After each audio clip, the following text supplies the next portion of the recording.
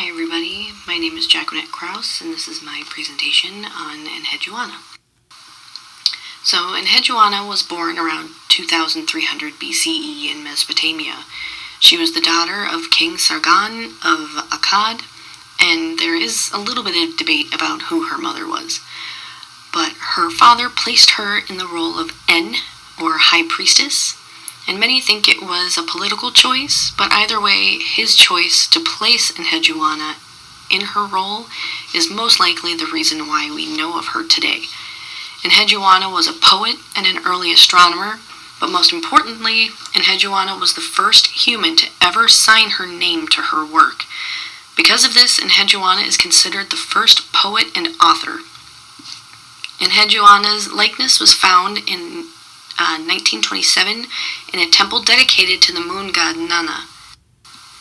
So the disc is made of limestone and measures 25.6 centimeters in diameter and 7.1 centimeters thick, so about 10 inches in diameter and 3 inches thick.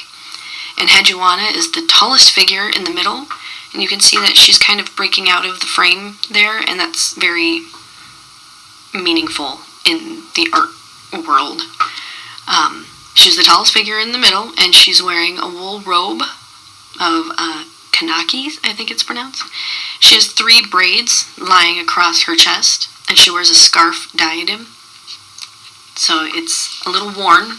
Here is a closer black and white. You can see some of the details. And here's a more detailed image. So you can see also that she is holding her hand up. And this is a gesture of greeting. The literal translation from the Sumerian term, translate to let the hand be at the nose.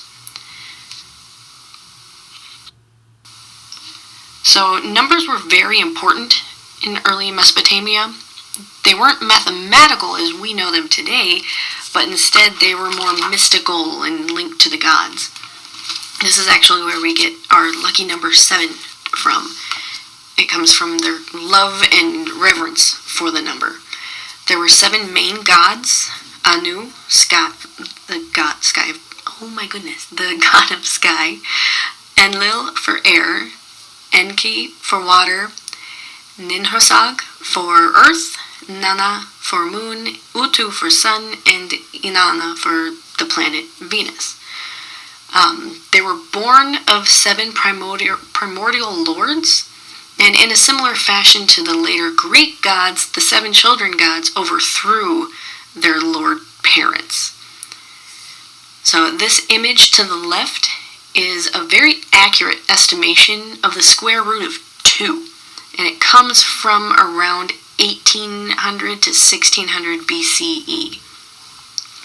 Mesopotamians developed the number system that made arithmetic possible, the sexagesimal, I think it's pronounced. So Enheduanna lived several hundred years before the development of that number system, and that it's based on the number 60. And that has its own mythical meaning if you want to look into that. That was kind of interesting. But to stay on the topic of Enheduanna, numbers were still really important in her life and to her. Several of her poems have numbers worked into them, and like for example, Temple Hymn 16, it has the number 7 mentioned 3 times. Every hymn that she wrote ends with a line count. So as you can see on the bottom, it says 11 lines for the house of Inanna in Uruk. Another example is Temple Hymn 42, and that was another very, especially 7 heavy hymn. It has a total of 14 lines, so 2 parts of 7. And the first 7 lines were dedicated to talking about the temple of Nana in Ur. The second 7 lines were dedicated to the roles and responsibilities of a woman. Now, this isn't what we today think of those types of terminologies. She actually included things like measuring the heavens above, so way different than, taking care of kids and cooking. The title of the hymn, Temple Hymn 42, is a multiple of 7, and the number of hymns in that collection is also a multiple of 7. So Enheduanna was the high priestess of the temple of Nana, the moon, and the high priestess of the goddess Inanna, the planet Venus. So due to the celestial nature of her high priestesshood, she probably did track the movement of these celestial bodies. The Sumerian year was mainly lunar-based, just like a lot of places had, but it was broken into 2 chunks. So they celebrated the fall equinox and the spring equinox, and the first one that they celebrated that I found was they celebrated the fall equinox because that signified the moon's return to power over the sun. And I found this very fascinating because many cultures of antiquity worshiped the sun. Yes, there was moon worship, but it was the sun. And it makes sense because the sun gives light and that gives life. But it was very interesting for me for this culture because they viewed that Nana was the ruler and the father of the sun, Utu. So they celebrated the return of longer nights.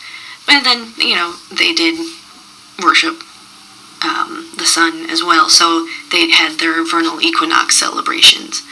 But because these were all very celestial heavy, Enheduanna was in charge of, telling people when these were going to occur.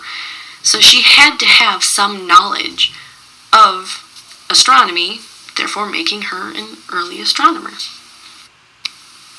So Enheduanna was the first author in the world, and she allows us to see the written word and how it impacted her culture of her time.